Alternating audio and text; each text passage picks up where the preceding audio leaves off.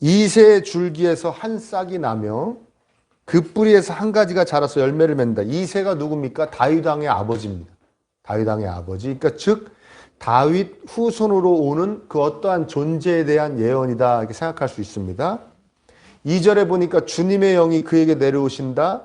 지혜와 총명의 영, 모략과 권능의 영, 지식과 주님을 경외하게 하는 영이 그에게 내려오시니 그랬어요. 이거 어떤 장면에 대한 예언입니까? 예수님께서 요단강에서 세례 요한한테 세례를 받으시고 물에서 올라오실 때 성령님이 비둘기같이 그에게 임했을 때 그 장면을 지금 예언하고 있는 겁니다. 성령님이 예수님에게 임한 그 사실을 예언하는 것이죠. 이 말씀은 이사야서 11장의 말씀은 그야말로 메시아 예언, 그리스도 예언입니다. 우리 예수님의 이 땅에 오심에 대한 미리 한 700여 년 전에, 이게 한 700여 년 전에 쓰여졌거든요. 700여 년 전에 예언되어진 그 말씀입니다. 이런 분이 오신다. 이런 분이 오셔서 이분에게 이런 영이 임한다. 하나님의 영이 임한다. 뭐 그런 이야기죠. 그리고 3절에서 5절까지는 오늘 자세하게는 살펴볼 수 없지만 3절에서 5절까지는 그분이 어떻게 하실 것이다. 특히 그 정의의 심판 부분에 대해서 이야기하고 있고요. 6절에서 9절까지는 예수님이 오셔서 이 세상이 그럼 어떻게 변하는가. 특별히 예수님 오셔서 다시 오셔서 완전히 완성될 나라의 딱 그 모습. 예수님 다시 오시면 딱 완성될 그 모습, 그 나라의 모습을 보여주고 있습니다. 오늘날의 유태인들이 오늘날뿐만 아니라 그동안 역사적으로 쭉 2000년 동안 유태인들이 예수님을 메시아로 인정하지 않는 이유가 바로 이 말씀 때문에 그렇습니다. 이 말씀 때문만은 아니지만 이 말씀이 근거 말씀이 돼요. 왜? 이게 메시아 예언 아니냐. 메시아가 오면 이렇게 된다고 그러지 않았냐. 그렇죠? 6절 보세요.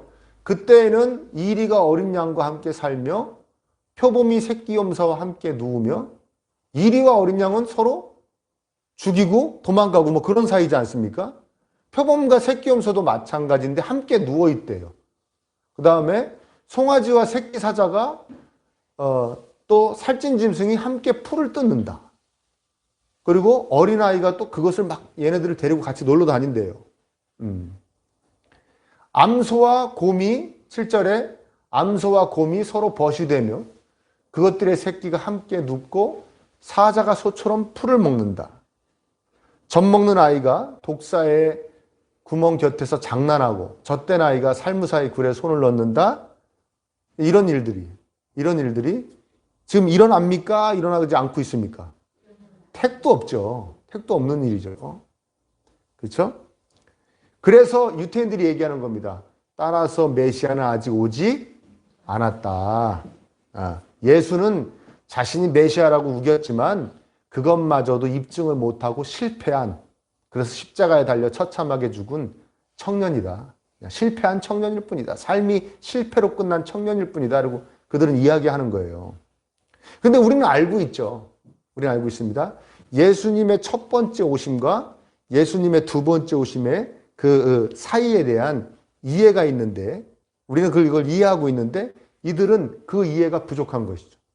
그러니까 쉽게 얘기하면 산 하나가 높이 서 있는데 이게 그 완성의 하나님 나라의 완성이라고 생각하면 거기를 올라가는 이렇게 막 능선이 막 이렇게 있는데 우리는 이걸 다 알고 있는데 유태인들은 여기만 보고 있는 겁니다. 그러니까 이 과정을 몰라요. 이해를 못 해요. 이 정상으로 가기 위한 시작이 예수님의 첫 번째 오심이었는데, 그래서 이 간격이 있는 것인데 다시 오심에 대한 유태인들은 이걸 생각을 하지 않고 이 정상만 딱 보고 있는 것입니다. 근데 우리는 알고 있는 것이고요. 그들은 그래서 오해를 하는 것이죠. 이해되십니까? 그런데 그들만 오해를 하고 있습니까? 꼭 그렇지는 않습니다. 유태인들만 오해하고 있지는 않습니다. 우리 그리스도인들도 오해합니다. 어떻게 오해를 합니까? 여러분, 우린 예수님으로 인해서 구원받았습니다. 구원받으면 우리 죽고 나면 어디 가게 되는 겁니까? 예? 천국 가게 되는 것이죠. 그야말로 그냥 여러분 천국이란 말 안 쓸 땐 천당. 그렇죠? 천당 가게 되는 것입니다. 천당, 죽어서 가게 되는 곳. 죽어서 지금 하나님과 예수님이 계신 그곳. 예, 그곳에 가게 된다는 것이죠. 그래서 천당 가는 건 티켓은 확보를 한 거예요. 그걸 뭐 기차를 타고 가는지 뭘 타고 가는지 모르겠지만 그 티켓은 확보를 했어요. 그러니 이 지옥 같은 세상에서 어떻게 해서든지 잘 버텨서, 정말 어떻게 잘 버텨서 나를 위해 예비된 천국에 이 다음에 꼭 가리라. 그렇게 마음 먹고 내가 굳세게 살리라. 그렇게 사는 존재들이 우리가 원래 아니라는 거예요. 그게 아니라는 거예요. 우리는 죽어서 천국에 갈 소망을 갖고 사는 사람들이 아니고 이 땅에서 천국을 사는 사람들입니다. 천국을 사는 사람들이에요. 여러분, 천국이 뭡니까? 하늘나라잖아요. 하늘나라. 그렇죠? 천국이 하늘나라란 뜻이에요. 원래 이 복음서 쭉 뭐 마태복음, 마가복음, 누가복음, 요한복음에서 얘기하는, 그리고 신약성경에서도 얘기하고 심지어는 구약성경에서도 계속 얘기하는 그 모든 나라는 하나님 나라라고 표현할 수 있습니다. 하나님 나라. 그래서 복음서에서도 계속 하나님 나라. 그 다음에 사도행전 여러분 예수님이 승천하시기 전에 부활하셔서 40일 동안 뭐 말씀하셨냐면 제자들에게 하나님 나라에 대해서 계속 가르치셨다라고 표현되어 있습니다. 근데 부활하셔서 승천하시기 전까지만 하신 게 아니라 예수님이 공생의 기간 내내 3년 동안 제자들한테 계속 하신 말씀이 하나님 나라에 대한 말씀이었어요. 하나님 나라. 그런데 어디서 문제가 생겼냐면 마태복음이 유태인들 읽으라고, 그 당시에 2000년 전에 유태인들 주로 읽으라고 쓰여진 복음서입니다. 유태인들. 근데 유태인들은 하나님이라는 단어를 쓰기도 싫어하고 읽기도 싫어해요. 너무 고귀한 단어라고, 이거 죄 짓는다고 생각하기 때문에 하나님의 이름을 망령때 일컫지 말라. 어디서 들어본 것 같죠? 예. 그 계명에 걸린다고 생각해서 하나님의 이름을, 그 여호와 네 글자 있지 않습니까? 히브리어 그 네 개의 자음으로 된 여호와를 쓰지도 않고 그걸 읽지도 않습니다. 그래서 그 글자가 딱 나오면 뭐 아도나이나 엘로임, 아도나이는 주, 엘로임은 하나님, 이런 말로 대치합니다. 그래서 우리 여러분 구약 성경에 보면, 이 세번역 성경에 보면은 다 주 돼 있죠. 주자가 많이 들어가 있죠. 그전 성경에 여호와라고 돼 있었죠. 근데 주로 바꾼 이유가 뭐냐면 그들이 그 전통을 쭉 따라왔고 또 초대교회에서도 그 전통을 따라왔기 때문에 우리도 그 전통을 따라서 주라고, 여호와를 주라고 번역하는 것입니다. 이해되시죠? 그래서 유태인을 위한 복음서 마태복음에서는 여호와라고, 하나님 나라라고 되어 있는 표현을 다 뭐로 바꿨냐면 하나님이 계신 곳이 하늘이니 하늘나라라고 하면 되겠다라고 하늘로 다 바꿔놓은 거예요. 하늘로. 그래서 하나님 나라라고 표현하는 데를 다 하늘나라로 바꿔놨는데 그거를 우리나라 말로 번역할 때 뭐라고 번역했겠습니까? 천국이라고 번역한 거예요. 천당이라고 생각한 거죠. 그래서 근데 우리나라 사람뿐만 아니라 전 세계에서 제일 많이 읽는 복음서가 어느 복음서일까요? 네?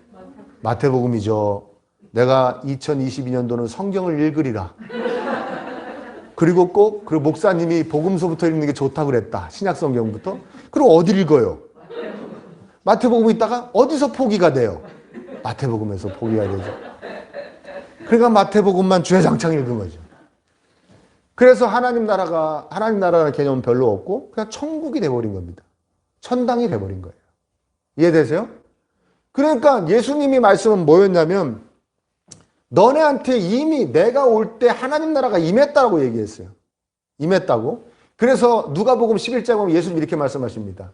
내가 하나님의 능력으로 귀신을 쫓아내면, 사람한테 귀신 들린 걸 쫓아내면 하나님 나라가 이미 임했다고 확신해라. 그렇게 표현하셨어요.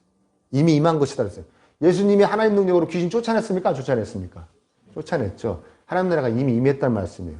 하나님 나라 여기 있다 저기 있다 얘기하지 마라. 너희들 안에 있다. 이렇게 말씀하셨거든요.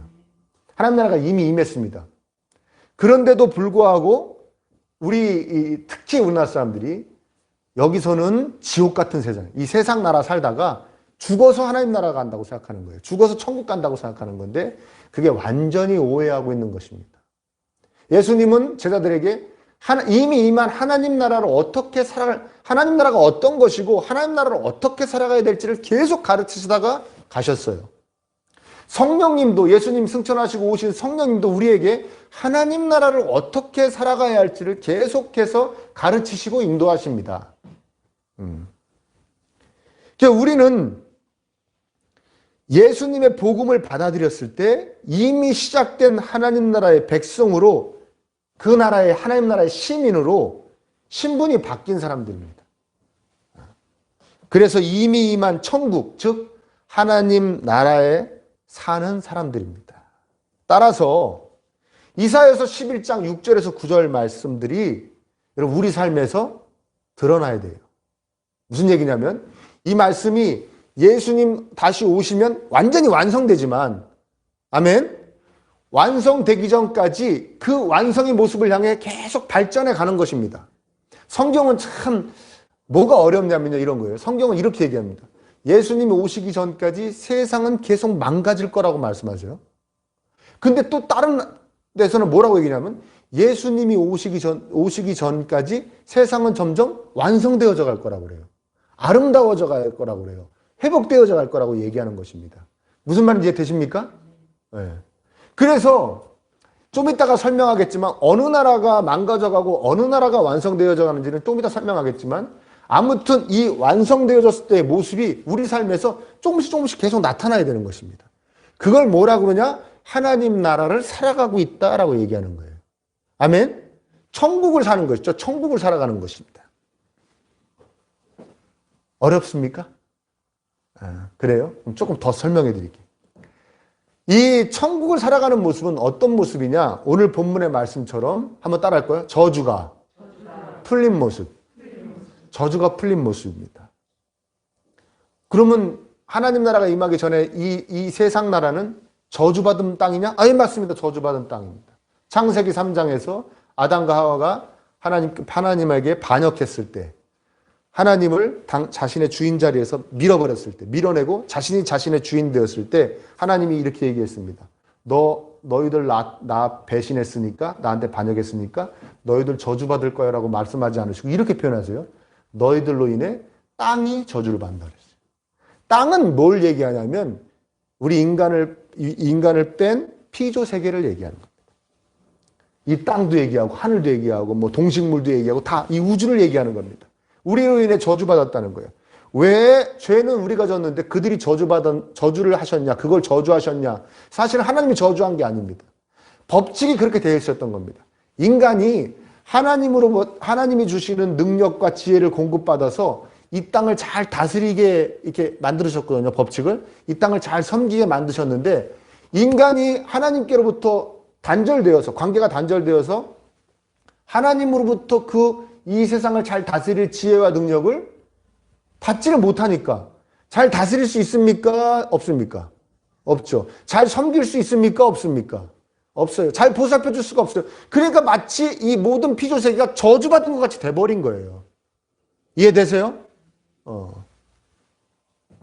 그러니까 우리가 죄는 졌는데 이 모든 피조세계가 함께 그 죄의 영향을 받아버린 겁니다.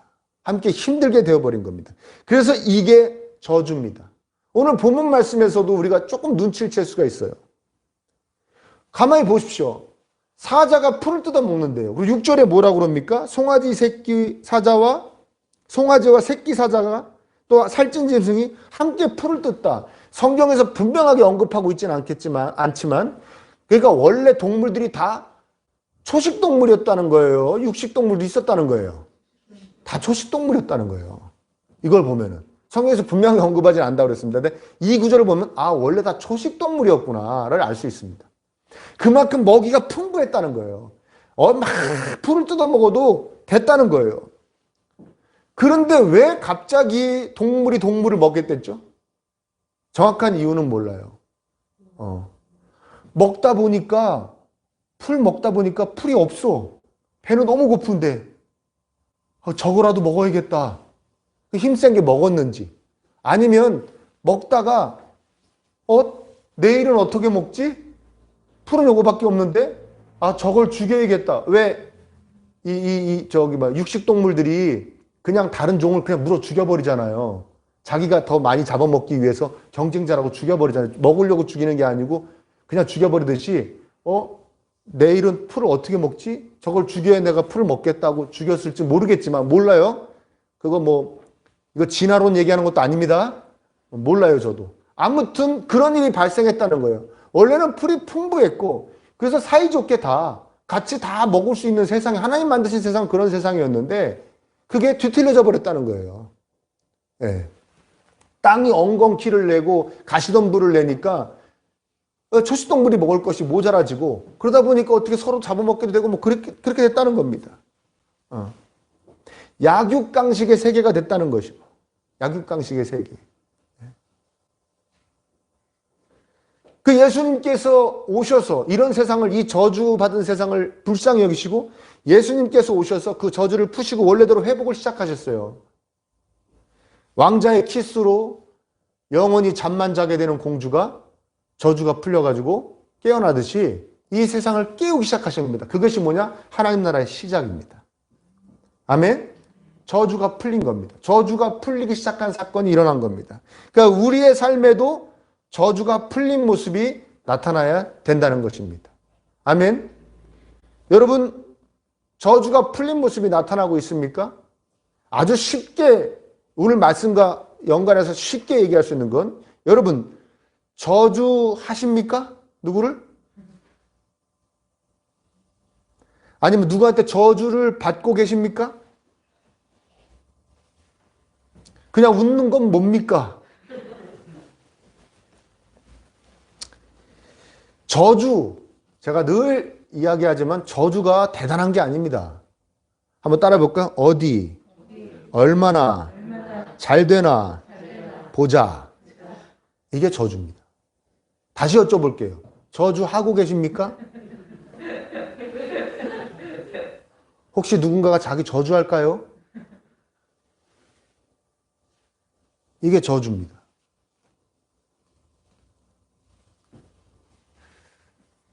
우리가 함께 풀을 먹고 함께 눕고 함께 놀아도 장난쳐도 아무런 지장이 없어야 되는데 우리가 삶이 그렇지가 않잖아요. 그저 그냥 자신이 조금이라도 더 먹어야 되는 건데 자신이 더 먹을 걸 충분히 먹을 거를 쟁여야 되는데 하는 강박에 사로잡혀서 자기보다 더 많이 먹고 많이 먹을 수 있는 준비를 하고 있는 사람 저주하게 되고 그렇죠? 자기보다 못 먹고 앞으로 더 잘 먹을 거 못 준비한 사람은 무시하게 되고 그 무시하니까 그 무시 받은 사람이 또 나 저주하게 되고 이러면서 저주가 연속되어지는 건 아닌가 한번 생각해 보십시오. 여러분 독사가 왜 어린아이를 묻습니까? 독사가 어린아이가 도대체 무슨 힘이 있다고 어린아이를 묻습니까? 왜 묻습니까? 예, 자기 해칠까 봐. 그렇죠? 자기 해칠까 봐. 이렇게 생긴 거한테 언젠가 밟힌 것 같아요. 그러니까 무는 거 아니겠습니까? 그렇죠? 이 두 다리로 걷는 게 언젠가 자기를 콱 물었어. 밟았어. 내 알을 가져갔어. 내 알을 깨뜨려 버렸어. 그러니까 무는 거 아닙니까? 미리 무는 거 아닙니까? 이해되십니까?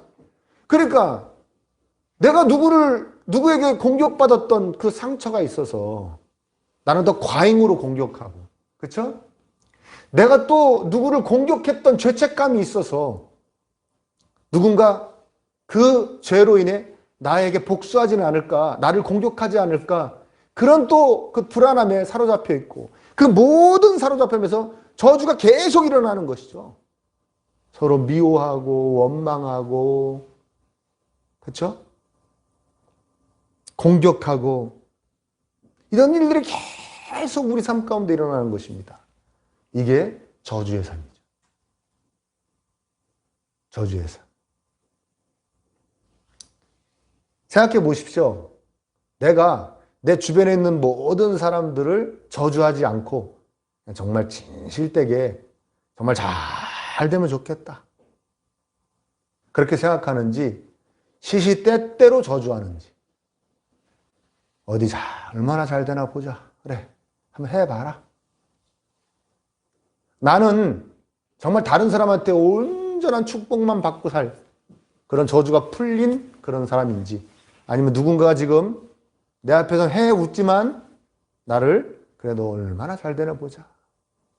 니네 자식들은 또 얼마나 잘 되나 보자. 니네 자식들은 어느 대학 가나 보자.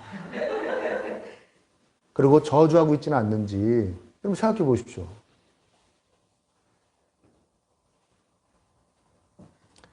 몇 년 전에, 이게 뭐 언젠지도 기억도 안 나요. 여러분 응답하라 시리즈 아십니까? 거기 응답하라 1988이라고 있었죠. 제가 저건 그 응답하라 시리즈를 다 보진 못했는데 요건 그래도 거의 다 본 것 같아요. 재밌었습니다. 거기 보면 어떤 일이 일어나냐면요.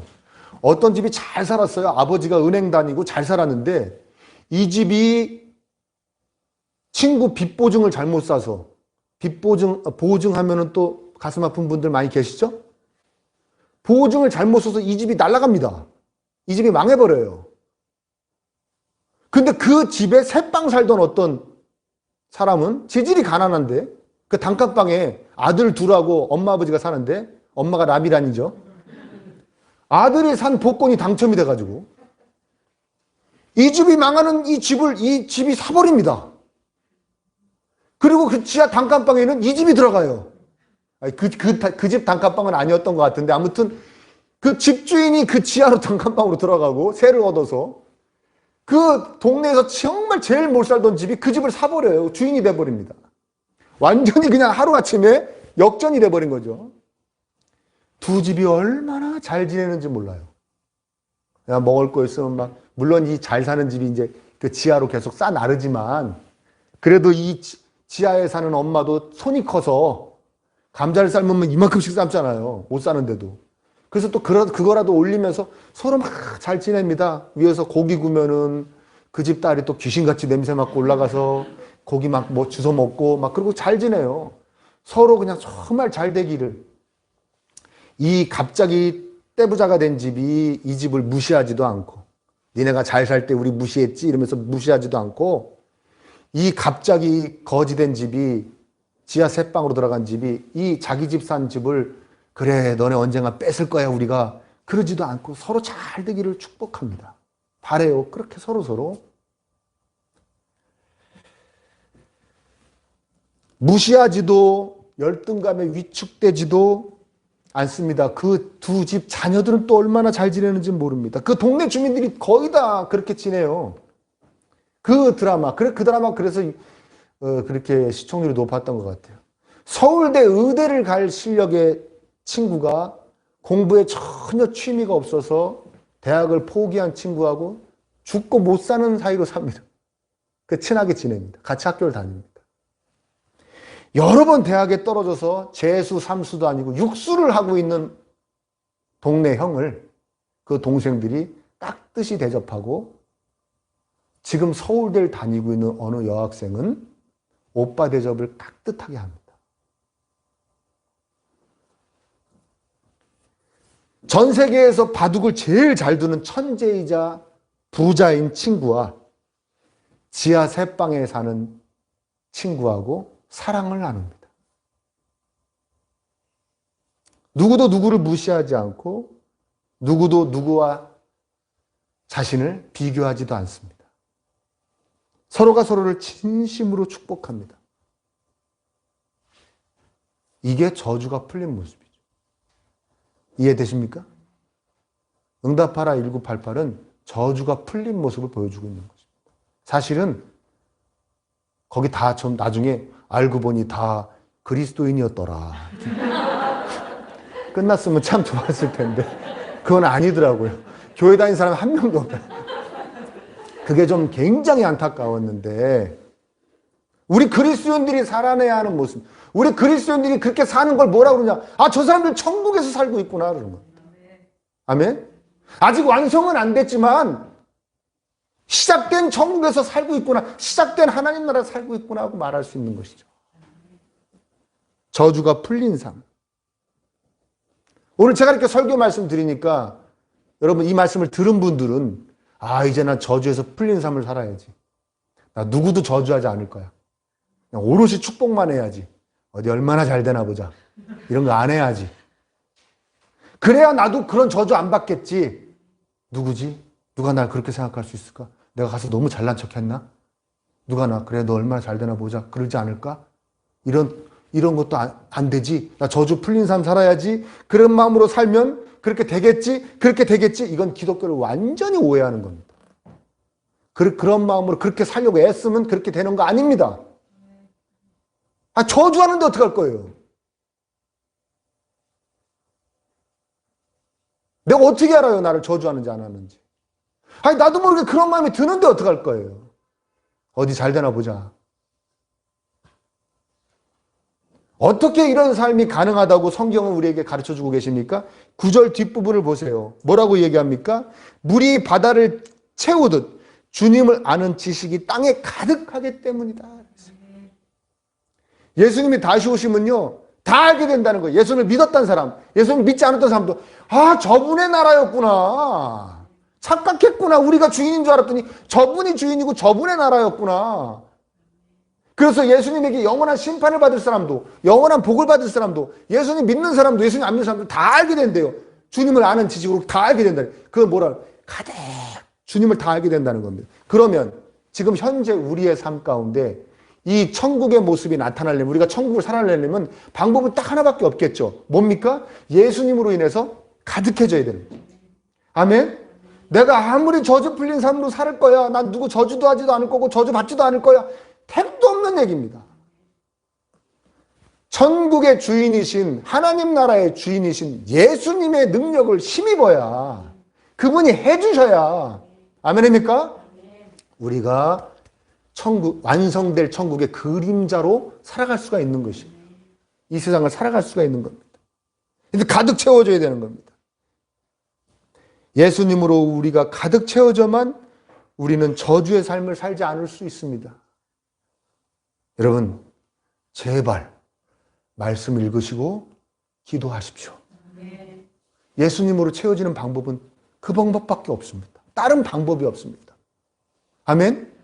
산에 가서 매일 밤마다 기도해도 안 채워지더라고요. 제가 해봤어요. 그런 걸로 채워지지 않습니다. 예배만 꼬박꼬박 나온다? 채워지지 않습니다. 예배만 나와서 정신 집중하고 예배만 잘 들어도 채워질 수 있을 거예요. 근데 그렇게 할 수 있어요, 없어요? 지금도 뭔 생각하고 있어요? 점심 메뉴 생각하신 분.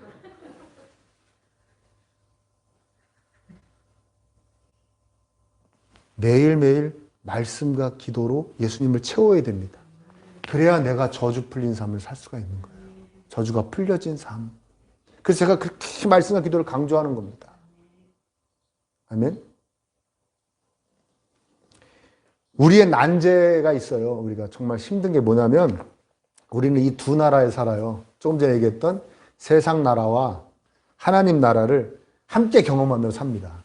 세상 나라는 예수님이 주인이 아닌 나라예요. 그러니까 우리 예수님 안 믿는 분들이 사는 이 나라를 얘기하는 거고, 거기에 우리 눈에 보이지 않지만 이미 임한 하나님 나라를 함께 삽니다. 그런데 우리가 익숙한 거는 이 세상 나라잖아요. 그래요, 안 그래요? 저주가 가득 찬 나라. 그렇죠? 이 나라가 편한 거예요. 익숙한 거예요. 그 오해를 합니다. 하나님 나라는 그냥 성경에 써 있는 그냥 추상적인 개념이가 나한테 임한 게 아닐 거야. 그래서 그냥 날려버리는 거예요. 이거는 똑같은 거예요. 여러분, 미국 시민권자가 됐어요. 여러분이 지금 현재 누가 미군이 미군을 도왔던지 뭐 어떻게 했던지 갑자기 미국 대통령이 여러분한테 미국 시민권을 줬어요. 바로 영어 됩니까? 예? 김치 생각 안 납니까? 버터만 생각납니까? 그건 아니잖아요. 그러니까 이렇게 생각하는 거예요. 내가 영어도 잘 안 되고 김치 생각만 자꾸 나는 게 나는 미국 시민권자가 아닌가 봐.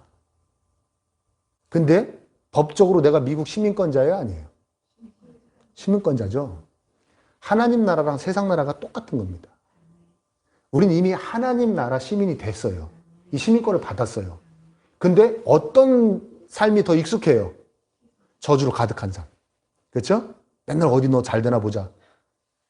이 삶이 익숙한 거예요. 그러니까 우리가 이쪽을 날려버립니다. 이게 아니라고 생각하는 거예요. 그렇지 않습니다, 여러분. 아멘? 이게 익숙하지만 여러분은 이미 하나님 나라로 시민권이 옮겨진 사람들. 시민권자예요. 아멘. 그래서 이 모든 생각과 이 모든 열정과 이 모든 것을 하나님 나라에 여러분 집중해야 되는 것입니다. 왜? 이 세상 나라는 예수님 다시 오시면 끝납니다. 그래서 종말이라고 그러는 것이고요. 아멘. 이 하나님 나라는 완성되어서 계속 영원해집니다. 그래서 완성이라고 그러는 거예요. 예수님 다시 오심을 완성이라고 그러는 것입니다.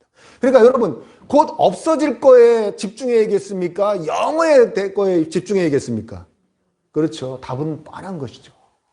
답은 뻔한 것입니다. 우리가 저주로 가득한 이 세상 나라의 사람으로서 여러분 그렇게 살지 않기를 바랍니다. 대충대충 살지 마십시오. 저주의 삶을 살지 마십시오. 우리는 하나님 나라의 시민입니다. 우리는 얼마든지 하나님 나라로 시민으로 살 수 있습니다. 우리는 천국을 살 수 있습니다. 저주가 풀린 삶을 살 수 있습니다. 그렇게 살게 하기 위해서 예수님이 우리를 위해 피를 흘리신 것입니다. 그렇게 살 수 있도록 저주가 풀린 삶. 누가 가득할 때 가능하다고 그랬습니까? 예수님으로 가득할 때, 말씀과 기도로 예수님이 가득해질 때 우리 가능합니다. 포기하지 마십시오. 이 세상 사람처럼 살려고 하지 마십시오. 하나님 나라 시민으로 살 것을 소망하며 꿈꾸며 애를 쓰고 힘을 쓰십시오. 충분히 살 수 있습니다. 우리 그렇게 살자고요. 아멘. 그렇게 사는 모습을 보여주자고요, 세상에. 저 사람은 진짜 어쩌면 저렇게 모든 사람을 축복하며 살까? 저 사람하고 대화를 하면 내가 선해지는 것 같아. 하나님이 있긴 있나 봐. 이런 삶. 천국의 삶. 저주가 풀려가는 삶. 이런 기적과 같은, 정말 기적과 같은 일이죠. 이런 삶이 우리 삶에 나타나야 될 줄 믿습니다. 왜? 우리는 천국을 사는 사람들이기 때문에 그렇습니다. 예수님으로 임하고 시작되었고 예수님으로 완성될 이 세상을 우리 살아가면서 그 세상의 시민으로서 그 세상 맛을 누릴 수 있기를 간절히 축원합니다. 저주가 하나씩 풀려지는, 그래서 저주하지도 않고 저주받지도 않는 그런 삶을 사실 수 있기를 간절히 축복합니다. 먼 훗날 그렇게 될 거야가 아니라 지금 그렇게 살아가는 겁니다. 명심하시기를 축원합니다.